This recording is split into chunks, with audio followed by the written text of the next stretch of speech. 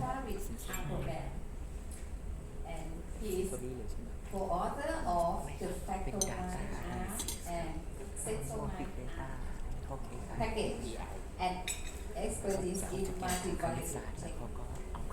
And his presentation today is linking usage to hedonic with machine learning strategies.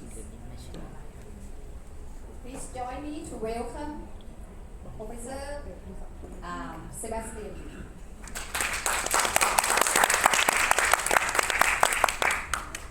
Thanks again. Do you need a mic? You use mine is better. Okay, so thanks again for being here. And first of all, I want to thank you. Big thanks to all the organizers of this. That rest is not loud now. Okay, so my first 2 minutes was about thanking you for being here and thanking for the organizing team for inviting me here. So I'm really honored. It's always a privilege for me when I come somewhere and I get invited, and I don't want to disappoint people because you invest a lot of time, you invest a lot of energy, money to make you come here. So I really to give back something. So the thing is I'm going to present is we're going to try to understand the title. Linking usage means how you use the product to hedonic data using machine learning strategies. So I'm going to show you a little bit of what we do in machine learning. Okay, it's going to be very simple. But I think that the most important message is, can we link usage data to hedonic data? So in my title, hedonic is a very important point. Okay. Then, as I told you, usage is another one. And usually the kind of data that people link are usage and I would say physical and chemical attributes. But here in that case, it's really usage from the consumers. Okay? And then I'm going to talk, as I told you, about machine learning. And the 2 different techniques I'm going to talk about is classification, okay, and a little bit of visualization. So I'm going to show to you some kind of experimental way to link usage and hedonic, okay? And then we also have some kind of pragmatical strategies. Oh, I'm going to put my timer. So what did we do? So for me, that's one way of presenting things. For me, the holy grail is understanding hedonic, okay? That's the kind of data I want to understand. And I'm going to show you a very personal way to expose it to you. We can understand hedonic through the product itself. So from a statistical point of view, the product would be the main effect, okay, the main factor. So understanding hedonic through the product effect means like, I want to link hedonic to sensory with some kind of drivers of liking, okay? So it's product and its properties. And then I'm going to try to understand hedonic through what we call the interaction consumer product. Okay, so we talked about the main effect, product itself, and then I want to introduce that notion of consumer and product. So the interaction consumer product, that's another way of looking at the data, is trying to understand why people like products through their emotions. So B talked about that 1 hour ago, or through their usage. Okay, so main effect and interaction effect, and I think that now we're going to get more interested into the interaction effect. So that's one way of presenting our holy grail. So the experiments have shown that this kind of link is very tight. Okay, of course, if you want to link product to the properties of the product itself, sensory and the properties of the product, it's kind of easy. You can find some links between sensory properties and hedonic of the product, but then if you want to understand product with respect to the usage and to the emotions, you can understand that this link is very, very tight. So here in this presentation, I'm going to show you what we did, and the experiment is also very challenging because here in the experiment we had about 40 fragrances. So we asked consumers to rate 40 fragrances. So if you have any questions about that, I can explain to you later how we can deal with a very huge product space like 40 products. So anyway, I'm going to talk about the context and then show you what we did. So we had about 800 consumers from 2 countries. Actually, it was France and England. And then we asked them more than 200 questions. It's a huge questionnaires about their usage and their attitude. I said 40, but it's 30 actually. A product space made up of 30 products. It's air fresheners, so it's all about fragrances. So the product space is very complicated. We have people from 2 different countries, and we have more than 200 questions, okay? And of course, right now in this experiment, we cannot ask them to evaluate the product because the study would have been too expensive. So from this point, we don't have Hedonic data, okay? So the context here, we don't have Hedonic data, but we have usage questions. So the example of the questions that we had is, which of the following products did you use for your home at least once in the last 6 months? So remember, it's about fragrances and so on. In which room are you usually using this product and so on? So it's air freshener, and what we learned from the previous study is that we could classify our consumers according to 4 groups. Okay, so usually when you have questions, when we have qualitative data, what we can do is we can run what we call multiple correspondence analysis on this data, okay, so that we can connect the answers and we can get profiles of consumers according to what they have answered. And this is what we did. So we run this kind of analysis, and then we applied some kind of clustering algorithm, and then we found out that we had 4 types of consumers. I'm sorry. So among the 4 types of consumers, we have those who don't use the product, but they could use the product. So I'm going to make a summary of what we got. We have those who use the product in its very natural form, not transformed one. We have the one that they don't want to use the product, they're very suspicious regarding the product. And then we have another segment of consumers who are very volunteer, they're very enthusiastic about the product. So this is what we know. So right now we have insight about the consumers. We know how they use the products. We have segments in consumers. We know what they feel about the product, but it's about the category itself. But they haven't tested any product, right? So now I'm going to come to my research question. So actually, this is what we got from the previous study. So you can see here my 800 consumers.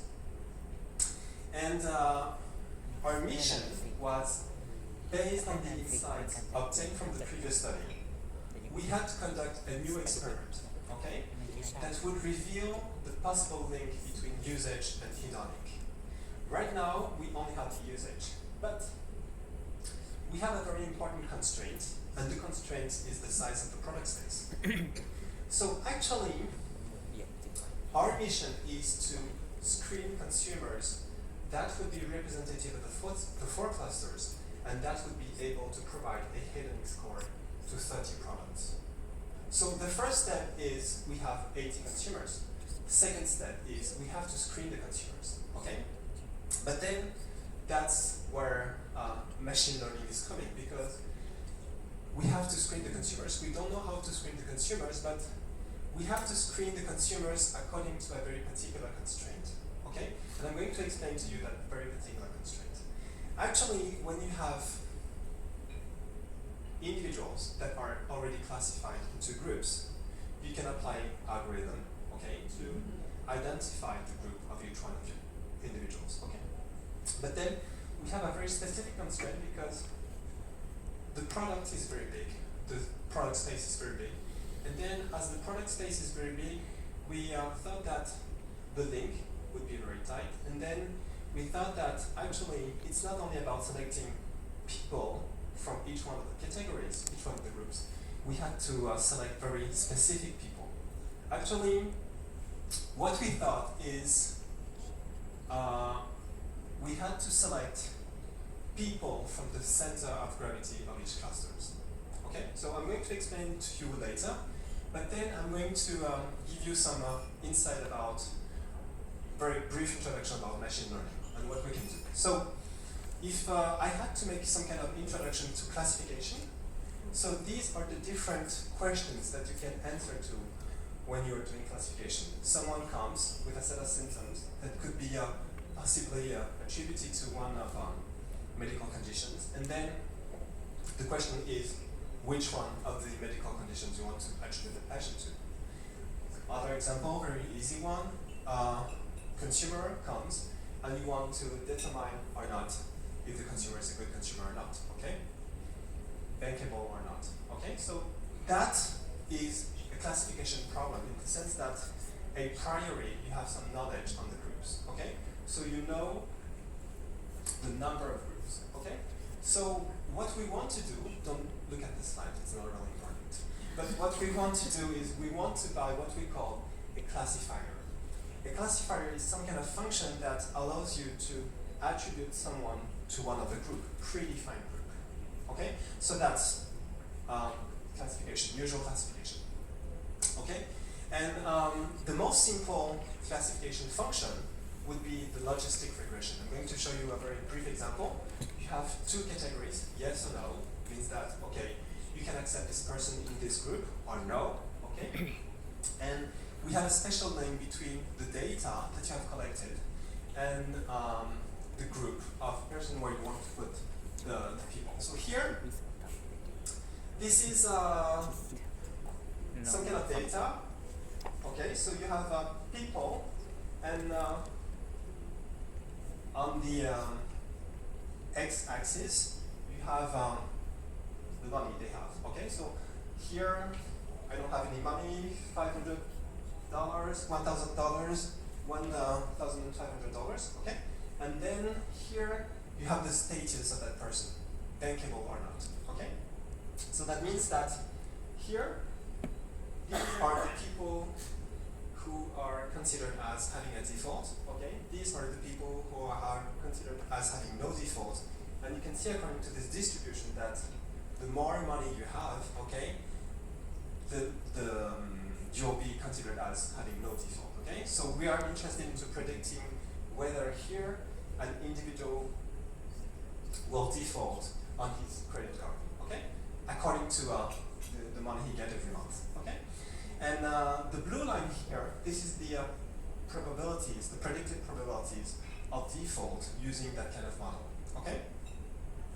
So that's the data that you observe, okay, the yellow one, so the amount of money, so this is your X, and you want to predict the probability of having a default or not, okay? So I'm going to skip the formula, but of course, what you have here, you can generalize that to what we call multiple logistic regression, in the sense that we have measured the amount of money, but you could measure more explained variables, okay?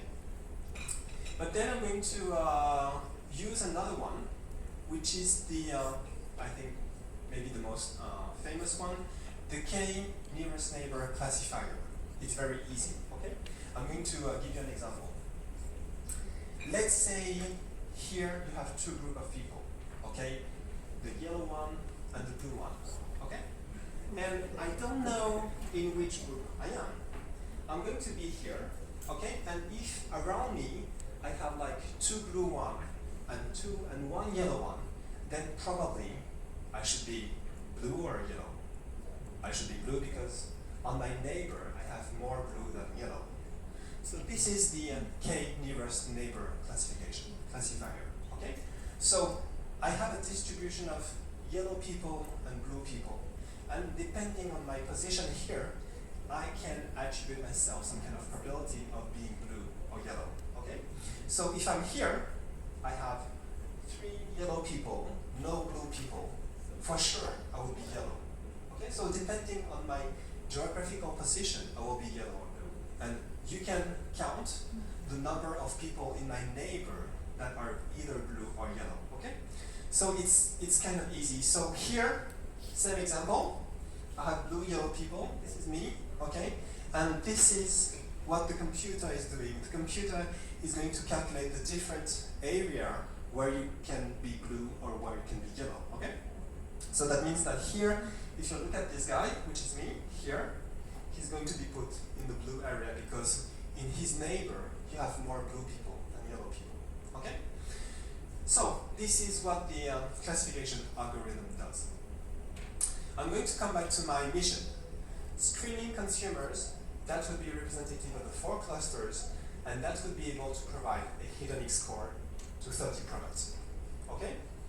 So as shown previously, it can be done by using classification techniques, okay? Because we know the groups, 1, 2, 3, 4 groups, okay?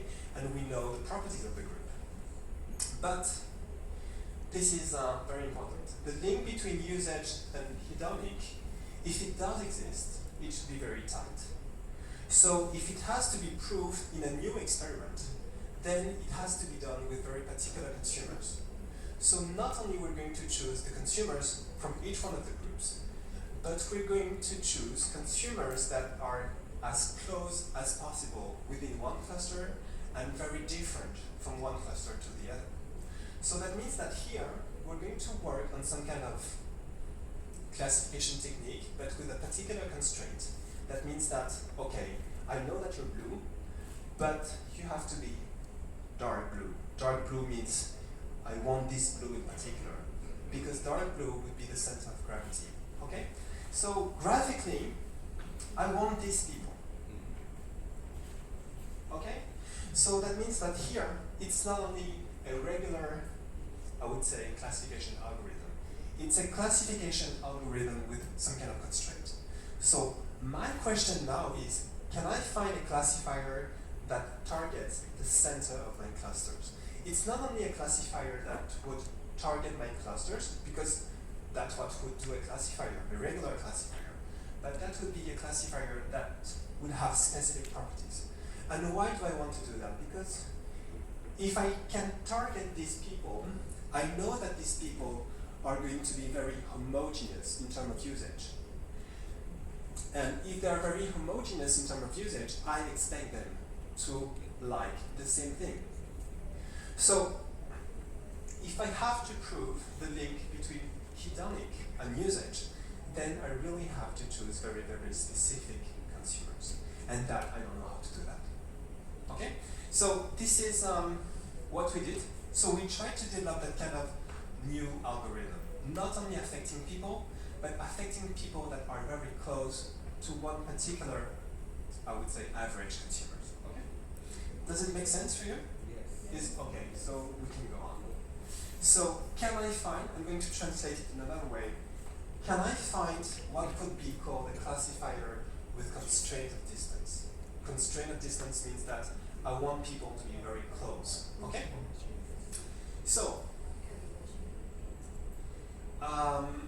in this part, now it's going to be the more theoretical part, but for me the most important thing was for you to understand my mission.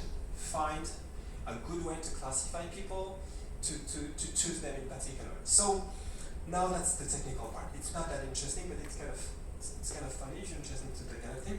So when you do classification, you have 2 types of objects.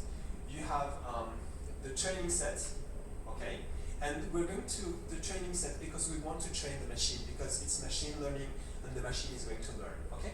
So here in this training set, we're going to use only people that are close to my center of gravity. That means that I'm going to use the people to train my machine that use the product the same way. Very, very, how would say, homogeneous in terms of usage, okay? And then I'm going to test my classifier according to 2 types of consumers, okay? So I'm going to test the classifiers with consumers that are very close from the center of gravity, and I expect that my algorithm would work kind of well with these people. And also I'm going to use the classifiers with people that are very distant from my center of gravity, okay? So this is the thing that I want to share with you, is how can I test my classifier? How can I test my algorithm, my classification algorithm? So we have these kind of curves. So it's not really interesting, but it's just to show you that, okay, so we can build a classifier with constraint of distance, okay? And we can calculate some kind of average probability of good prediction of close consumers. So that means that if I teach well my machine, that means that if I give the right input, close consumers, then I think that I will be able to predict people that are close, kind of close, okay? But the notion of distance, I'm not going to talk about that, but what I want to say is, okay, you really have to put the right input into your machine for the machine to learn, okay? And this is what it shows. But it shows that also, but I'm not going to go deep into the description of the output, it shows that also for some clusters, it's more easy to learn, okay? Because for some clusters, I think that the behavior in terms of usage is more homogeneous than for some other clusters. Now, we can try to predict the people that are far from the center of gravity, okay? People that are blue, but light blue, not very dark blue, okay? So that's the behavior of my algorithm. So that means that it behaves well means that if the person is distant, okay, then this is the average probability of good prediction. Then I have a good average probability here, but here it's not that good. Okay, means that actually maybe you have some interpretation behind that. Maybe for the clusters is very homogeneous. So no matter how distant or not, it doesn't really matter. Okay, so if it's close, it's going to predict well, it's far, it's going to predict well, and so on. So I just want to show you that you have to pay attention to the quality of your classifier.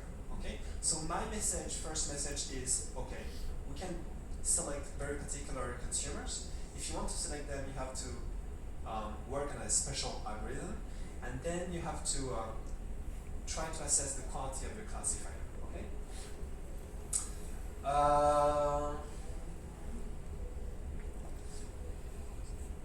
Maybe I'm going to show you this one. Okay.